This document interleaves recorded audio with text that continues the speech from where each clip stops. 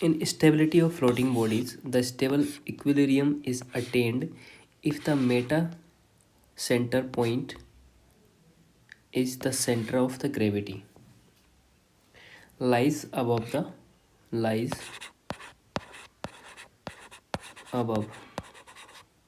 the center of gravity. In stability of the floating bodies, the stable equilibrium is attained if the meta center point lies above the center of gravity. Explanation समझ लेते हैं. In the stability of floating body the stable equilibrium is attained if the Meta centre M point lies above the center of gravity.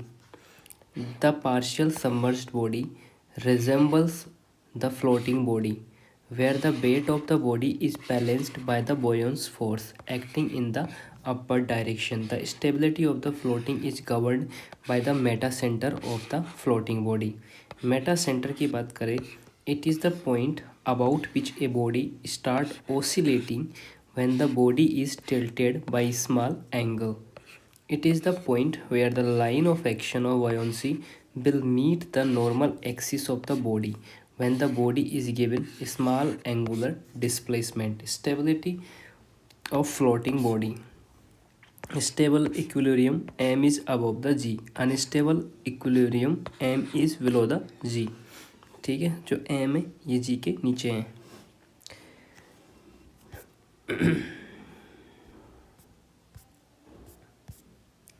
Next चलते हैं. इन stable equilibrium की बात करते हैं. तो इसमें क्या होता है, the Meta centre is above the centre of gravity of the body, then the disturbing couple is balanced by restoring couple. The body will be in stable equilibrium. ठीक है. अब बात करते हैं अनस्टेबल इक्विलिब्रियम के बारे में. The Meta centre is below the centre of gravity the body gravity of the body, then the disturbing couple is supported by the restoring couple. The body will be in unstable equilibrium. Next आता है neutral equilibrium. The meta center and center of gravity coincide at the same point, then the body is in neutral equilibrium. बात करते हैं stability of the submerged body के बारे में. In the case of submerged body, the center of gravity and the center of buoyancy is fixed. In case of submerged body, the center of gravity and center of buoyancy is fixed. Therefore, the stability or instability is decided by the relative positions of the center of buoyancy and the center of gravity. First आता है stable equilibrium के बारे में. तो stable equilibrium में क्या होता है, for the stable equilibrium the body the center of buoyancy is above the center of gravity. The disturbing couple is countered by the restoring couples. That is submerged body in stable equilibrium. दूसरा था unstable equilibrium. For unstable equilibrium the centre of buoyancy is below the center of gravity of the body. The disturbing couple is supported by the restoring couple. तीसरा आता है neutral equilibrium. When the centre of gravity and the center of buoyancy coincide, then it is state of the neutral equilibrium. Next चलते हैं. Next question. The equations of continuity in fluid mechanics. The equation of continuity in fluid mechanics is condition of equilibrium in flow pattern is the embodiments of the law of thermodynamics, is an embodiments of the law of conservation of mass. इसमें ये आएगा law of conservation of mass. Continuity equation की बात करें तो ये क्या होता है कि rho y del by del x rho u plus ये कंटिन्यूटी इक्वेशन है. ठीक है. Continuity equation, the continuity equation is the equation of the conservation of mass in a fluid flow according to the law of conservation of mass. The rate of flow in one section one rate equals to the rate of flow section is 2 तो rho one A1 B1 is equals to rho two A2 B2 at the next section.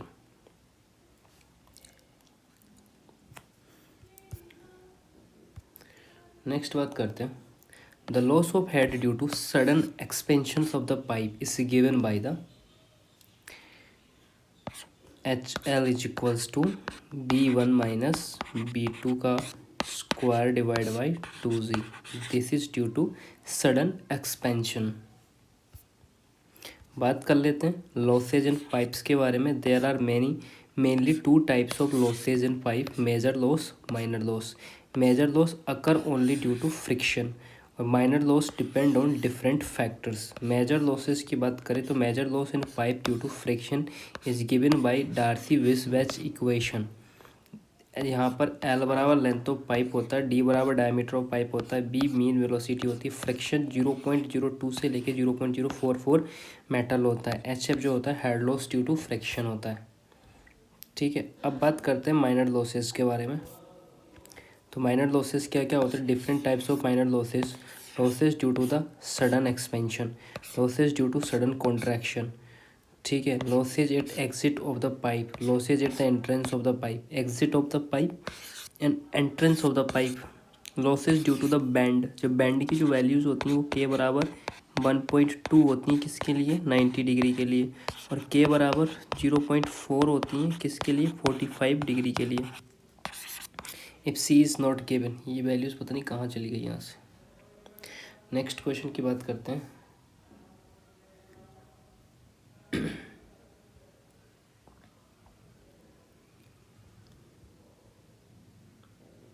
According to Newton's law of viscosity, the shear stress will be, shear stress is, according to Newton's law of viscosity, the shear stress is directly proportional to the velocity, inversely proportional to the velocity, directly proportional to the velocity gradient, directly proportional to the velocity gradient. ये आएगा इसमें, यहाँ confuse मत होना. Directly proportional to the viscosity ये भी नहीं आएगा. तो कौन सा आएगा इसके अंदर? ये. बात करते हैं Newton's law of viscosity. Viscosity is a property of fluid by virtue of which they are resistance to shear और angular deformation. It is primarily due to cohesion and molecular momentum exchange between the fluid layers and the flow occurs. These effects appear as shearing stress between moving layers. According to Newton's law of viscosity, shear stress is directly proportional to the rate of angular deformation or shear strain or velocity gradient across the flow. The tau is equals to del u minus del y. Tau is equals to directly proportional to the del u minus del y. And tau is equals to, तो ये हटेगा तो mu constant यहाँ पे आ जाएगा. तो tau जो shear stress है, म्यू जो है एब्सोल्यूट और dynamic viscosity velocity, del U minus del Y जो है वेलोसिटी ग्रेडियंट है, del alpha by del T जो है rate of angular of deformation और शेयर स्ट्रेन है. अब बात करते हैं कुछ एडिशनल इन्फॉर्मेशन दे रखी हैं. Fluid for which the shear stress is not linearly related to the shear strain rate are also called non Newtonian fluid. Example including slurries and colloidal suspensions, polymer solutions, blood, paste and cake batters. ये बात करते हैं, ये fluid है, ये ideal fluid का है. ये नॉन न्यूटोनियन जहाँ डायलेटेंट n ग्रेटर देन 1 होता है, ये न्यूटोनियन फ्लूइड है जहाँ n बराबर 1 होता है. ये नॉन न्यूटोनियन फ्लूइड यह सूडो प्लास्टिक फ्लूइड है जहाँ n की वैल्यू लेस देन 1 होती है. ठीक है, ये जो है ये बिंगम प्लास्टिक है, ये है जो प्लास्टिक फ्लूइड है. बात करते हैं next. The dynamic similarity exist when the model and prototype have the same length scale ratio and time scale ratio. Length scale ratio and velocity scale ratio. Length scale ratio, time scale ratio और velocity scale ratio. Length scale ratio, velocity scale ratio and force scale ratio, ये सही answer होगा dynamic similarities के लिए. Similitude के बारे में पढ़ते हैं. The similitude is defined as the similarity between the model and its prototype in every aspect. It means that the model and prototypes have similar properties or model or prototype comparatively similar. Three types of similarities must exist between the model and prototypes. Geometric similarity. The geometric similarity is said to be exist between the model and prototype if the ratio of all corresponding linear dimensions in all the model and prototypes are equal. LP minus LM D P minus D M और L R. L R is called scale ratio. उसके बाद आती है kinematic similarities.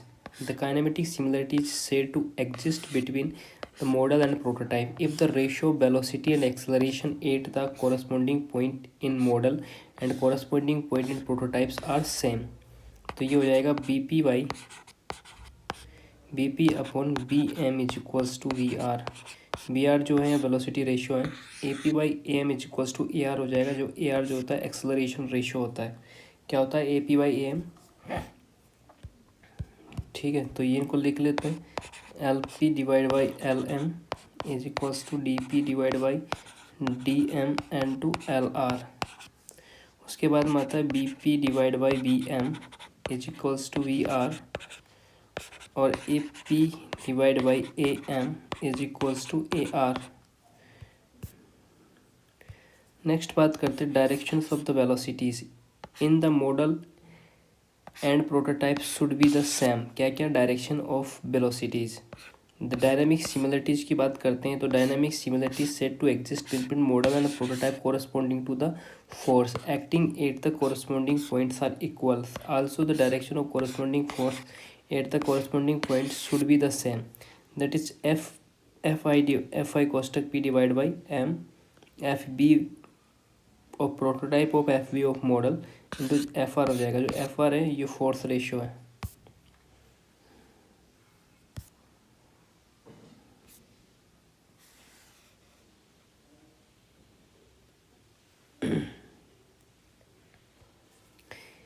if the fluid flow p by r b square by 2g plus z constant between any 2 points, the flow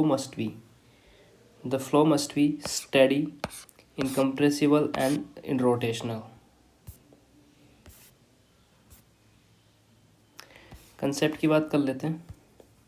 Bernoulli equation में Bernoulli equation between any 2 points in the form of energy per unit weight is given by p by rho v square by 2g plus z is constant. The following assumptions made in the derivation of Bernoulli equation: the fluid is ideal, viscosity is zero or inviscid, the flow is steady, the flow is incompressible, the flow is rotational. Assumptions ये Bernoulli equation के हैं। Bernoulli equations can be obtained by integrating Euler equations as follow. We know the Euler equation del p by rho plus b dv in gd z is equals to 0 on integrating along a streamline between 2 points, or we will get this. Here this is the static head, this is the dynamic head, this is the datum head, this is the pressure and this is the average velocity. So how we get the Bernoulli equation? By the integrating of the Euler equations. Next, the discharge through B notch varies with the width of h as a 5 by 3 h की power. The discharge through V notch varies with the depth of water h. So we talk about concept. Weir or notch is a physical structure of masonry constructed across the channel width to calculate the discharge of channel section. This is the rectangular notch. Let's talk about the rectangular notch के बारे में। तो this is the formula Q is equals to 2 by 3 CD into L under root 2Z H की power 3 by 2 for the rectangular channel, where the Q is the discharge of fluid and CD is the coefficient of discharge and H is equals to the height of water above the notch. Next आता है triangular नोच। Triangular नोच इस तरीके का होता है, ठीक है। यहाँ पर V notch weir is also called a triangular notch और weir the discharge over a triangular weir और notch is given by this equation. what is the equation? Equation is Q is equals to 8 by 15 CD, okay, 10 theta by 2 under root 2Z h की power 5 by 2. Remember 8 by 2 CD और rectangular के लिए क्या थी? Q is equals to 2 by 3 CD L under root 2Z h की power 3 by 2। ये किसके लिए थी? ये रेक्टेंगुलर के लिए थी। ठीक है। और ट्रैपेजोडियल के लिए ये रेक्टेंगुलर के लिए है, ये ट्रायंगुलर के लिए है, और ट्रैपेजोडियल के लिए और होती है एक इक्वेशन, वो होती है Q is equals to 2/3 CD √2Z CDL 2Z h की power 3/2 plus 8/15 CD √2Z tan θ/2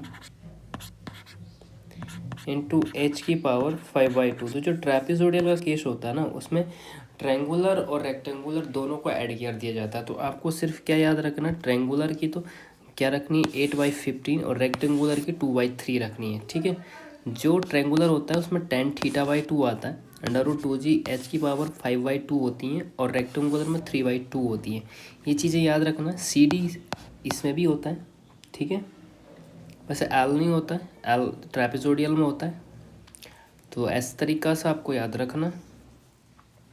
तो ये क्यू क्या होता है, यहाँ पर डिस्चार्ज होता है, ठीक है। CD कोफिशिएंट ऑफ डिस्चार्ज होता है, थीटा नोच एंगल है, and height of the water above the notch which is h।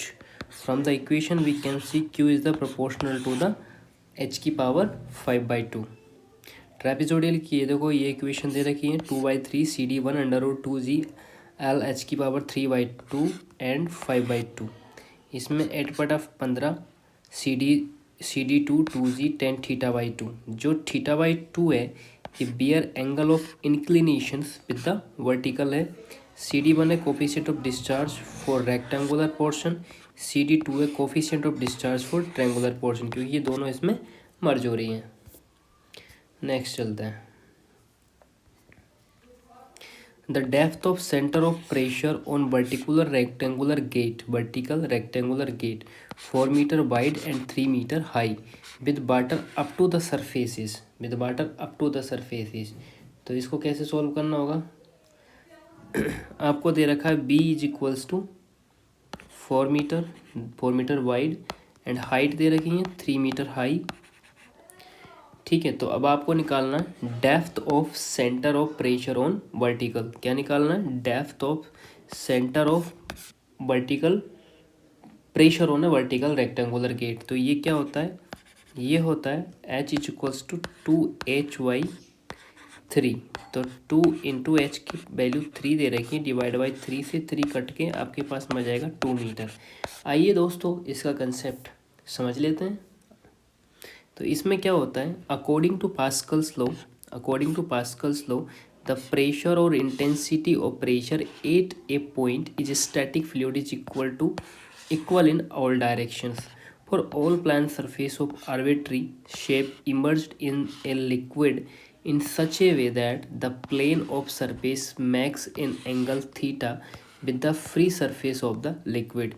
Now what is A is the total area of inclined surface, H dash is the depth of center of gravity of inclined area from the surface area, H is the distance of center of pressure from the free surface of the liquid, and that is the formula of H bar.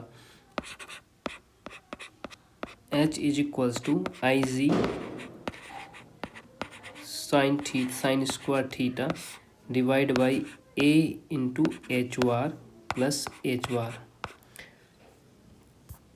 Next चलते हैं, for vertical plane of theta is equals to 90 degree. तब H क्या होता है, H is equals to Iz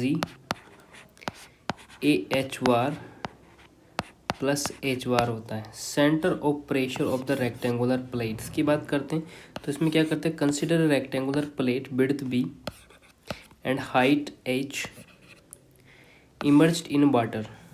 So h bar is equals to h/2, area is equals to B into h. So moment of inertia through the center of gravity is equals to Ig is equals to BH/12. As discharge of center of pressure from the free surface of liquid, that is Ig sin square theta AH bar plus H bar. For vertical surface of theta is equals to 90 degree. Then H bar is equal, ये होता है, ये value put करेंगे आप आई जी की, then put करने के बाद में हमारे पास में आएगा 2H/3, ठीक है। नेक्स्ट बात करते हैं, the specific speed ns of a pump is given by the expressions of the, ये हो जाएगा आपके पास में ns is equals to n√q divide by hm की पावर 3/4। स्पेसिफिक स्पीड की बात करें, it is defined as the speed of geometrical similar pump that would deliver 1 cubic meter of liquid per second against the head of 1 meter. It is used to compare the performance of two different pumps. Its dimension is m naught l की power 3/4 और minus 3/2 is given by the formula is given by nf is equals to the n√q divide by H M की power 3/4। n is the specific speed, q is the discharge, as is under head of pump is working, speed of pump is working. The specific speed for turbine, that is ns is equals to n√t divide by H M की power 5/4। ठीक है, next चलते हैं। Calculate the approximate specific energy of a trapezoidal channel having bottom width is 6 meter and ratio of speed slope is 1:1 and the depth of flow at discharge speed is 15 cubic meter per second is 1.5 metre. तो देख लेते हैं इसको solve करके। यहाँ क्या क्या दे रखा है आपको, यहाँ दे रखा y इज इक्वल्स टू दे रखा 1.5 मीटर। ठीक है, बॉटम विड्थ कितनी है, b इज इक्वल्स टू ये दे रखी 6 मीटर। ठीक है, q दे रखा अपन को 15 metre cube per second. Side slope दे रखा है कितना, m बराबर 1 दे रखा है। Let's find the area of cross section from above the formula. The what was the formula is equals to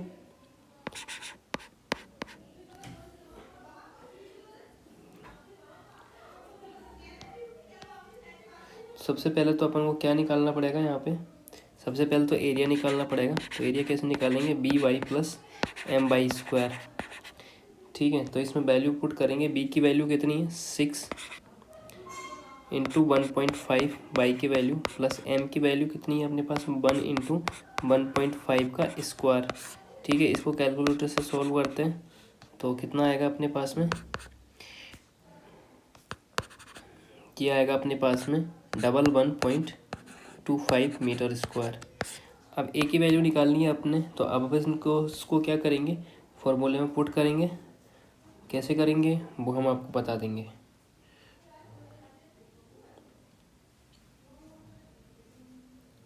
तो ये क्या होती है इसका फॉर्मूला क्या होता है, इसका फॉर्मूला होता है ग्रीन पेन से, क्या होता है ग्रीन पेन से, ये होता है Y plus V square upon 2g और equals to Y plus Q square divide by 2g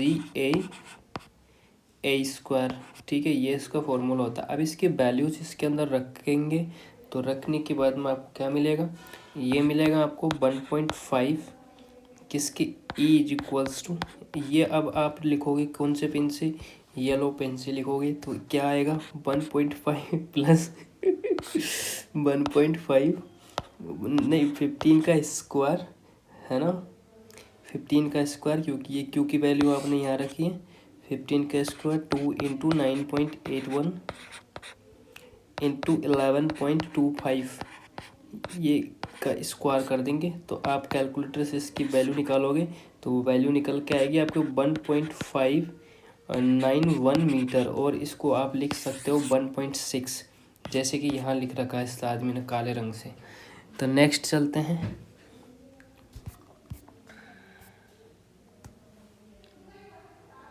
specific energy आपको पता है ना, स्पेसिफिक एनर्जी क्या होती है, स्पेसिफिक एनर्जी होती है ये जो अभी अपन ने फॉर्मूला लिखा था ना, Y plus V square divide by 2g। ये बंगालन औरत पता नहीं क्यों चिल्लाती रहती है सारे दिन, मेरे को पढ़ने भी नहीं देती है।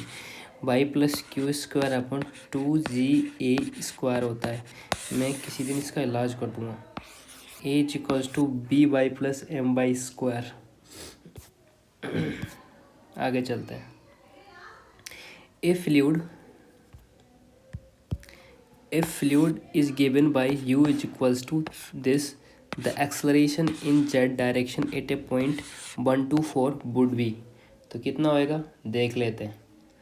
ठीक है, तो अपन को क्या दे रखा है, अपन को दे रखा है u is equals to X Y I cap plus 3yz J cap minus 2yz plus Z square K cap plus 3t। ठीक है, अब इसको u बराबर यहाँ क्या होगा, u बराबर हो जाता है एक्स वाई। ठीक है, b बराबर हो जाता है आपके पास में 3yz। ठीक है, एंड w बराबर आपके पास में हो जाता है -2yz plus Z square, that is the U V W. ठीक है, X Y that is by Z, यहाँ पर वाई जेड आएगा। ये देखो फिर लंबा सा डंडा खिंच गया, ये लठ कहाँ से आ गया है यहाँ पे भैंस की टांग में। Now we know that what you know that a z is equals to, अरे यार ब्लू पेन यूज करो ना, क्या लाल लाल कर रखा है। ए जेड इज इक्वल्स टू हो जाएगा आपके पास में एक्स वाई इंटू ज़ीरो, फिर कोष्टक बंद कर देंगे, फिर कोष्टक नया यूज़ करेंगे 3yz इंटू -2z बंद कर देंगे plus 1 - 2 into 4 plus 4 square into -2 into 2 plus 2 into 4। अब इसको मल्टीप्लाई करेंगे, सॉल्यूशन करेंगे तो ए जेड इज इक्वल्स टू कितना आ जाएगा, करो कितना आएगा, मैं भी करता हूँ। साल इतनी सारे तो कोष्टक लगा रखे हैं इसने। 3 into 2 into 4 into minus into 2 into 4 plus minus कोष्टक 2 इंटू 4 प्लस 4 का स्क्वायर, कोष्टक बंद कर दिया, इंटू कोष्टक फिर माइनस फिर 2 इंटू 2 प्लस 2 इंटू 4, 1 2 3। तो आपका निकल के आया यहाँ पर कितना निकल के आया दोस्तों, 2z is equals to A Z is equals to value आई है 192 यूनिट्स। ठीक है, नेक्स्ट चलते हैं। For high head suitable turbine is, high head के लिए कौन सा टरबाइन सूटेबल होगा, वो होगा पैल्टन हाई हेड के लिए बढ़िया होता है। तो देखते हैं types of head, under head which it work and example. Low head turbines operate in the head range of fewer than 45 metre. ठीक है, जो हेड होता है इसकी रेंज होती है 45 metre. Kaplan turbine is one of these turbine. ठीक है, जो 45 मीटर से कम जिसका हेड होता है वो कैप्लन टरबाइन होता है। If head is less than 3 metre it considered an a ultra low head. उसके बाद में बात करते हैं medium head. Working range from head is 45 से लेके 250 मीटर तक मीडियम हेड होता है। ये Francis turbine generally operate in such a condition. कौन सा टरबाइन, फ्रांसिस। उसके बाद में आता है high head turbine. Turbines work in a head range higher than 250। जो 250 मीटर हेड से ज़्यादा होते हैं वो होते हैं Pelton turbine. Generally operate in this range के अंदर जो पैल्टन होता है ना वो ग्रेटर देन 250 होता है। अब ये इनकी हेड वैल्यू दे रखी है। Classification of turbines based on specific speed. ये जो टरबाइन है ये इनकी स्पेसिफिक टरबाइन है। पैल्टन टरबाइन सिंगल जेट जो होता है वो होता है 10 से 35। पैल्टन टरबाइन जो मल्टीपल जेट होता है वो 35 से 60 होता है। उसके बाद जो फ्रांसिस टरबाइन होता है वो 60 से लेकर 300 तक होता है। उसके बाद जो कैप्लाइन टरबाइन होता है वो उसकी स्पेसिफिक स्पीड जो होती है ग्रेटर देन 300 होती हैं। ठीक है, अब आता है next. In a steady laminar flow of liquid through a circular pipe of internal diameter d carrying constant discharge, the hydraulic gradient will be। The hydraulic gradient inversely proportional to the d4। ठीक है, समझ लेते हैं laminar flow को। The laminar flow through a circular pipe in a constant diameter pipe, the pressure drop uniformly along the pipe, the pressure drop uniformly along the pipe except for the entrance region. We know that the average velocity through the circular pipe is B average is equals to 1 by 8 mu minus del p by del x r square। तो ये हो जाएगा, ये आ जाएगा 1/32 mu minus del p by del x into D square. तो 1/32, ये change in pressure P1 minus P2 divide by L D square equals to V average. Change in pressure P1 minus P2 32 mu V average by D square. तो P1 minus P2 is equals to rho G 32 mu V average into rho G D square. As given per equation the discharge is constant, तो area into velocity, तो pi by 4 into D square into V ये हो जाता। तो combining equations cut के ये हो जाती हैं इसकी, H F is equals to 32 into mu Q L divide by pi rho G D square. ठीक है, तो ये हो जाती है 128 mu Q L divide by pi rho G D 4। This is above expression is clear that hydraulic gradient is inversely proportional to the d की power 4। An air vessel in the delivery side of the reciprocating pump is maintain steady discharge output, prevent cavitation in the system, enable the suction head to the increase, enable the pump to run at high speed। तो ये हो जाएगा air vessel in the delivery side of reciprocating pump is maintaining steady discharge output. इसको समझ लेते हैं air vessel के बारे में। It is the closed chamber fit on the suction as well as delivery side near the pump cylinder to reduce the accelerating head. To reduce acceleration head, we need to reduce the length of the suction pipe and the length of the delivery pipe in which fluctuations of velocities occur. This is done by fitting air vessels as close as possible. Thus, between air vessels cylinder only fluctuating velocity will occur below air vessel on the suction side, above air vessel on the delivery side. Velocity will be constant. Fluctuations of the air vessel on the suction side. Reduction of possibility of separation of flow. The pump can run at a higher speed. The length of suction pipe below the air vessel can be increased. Next, on the delivery side, a constant rate of discharge can be ensured. Sap power required to drive the pump for single acting pump reciprocating work saved 84.8% and double acting pump the percentage work saved is 39.2%।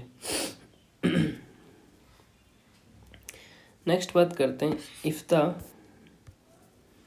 The Froude number of hydraulic jump is 2 the jump can be classified as a बीक्स jump. The Froude number of hydraulic jump is 2 then jump will be classified as a बीक्स jump. Concept की बात करते हैं। Based on the severity of jump and Froude number hydraulic is classified as undular jump. The Froude number of flow is between 1 से लेके 1.7। Such type jump is weak in nature and no significant water level rise is observed. Weak jump the Froude number of this flow is between 1.7 to 2.5। This jump are also natural jump and energy loss in these jumps are also less. Oscillating jumps the fraud number for this flow is between 2.5 से लेके 4.5 is oscillating in nature. Steady jumps की बात करें तो fraud number for this flow is between 4.5 to लेके 9. Strong jump fraud number for this jump is greater than 9. Such jump generally engineered for heavy losses.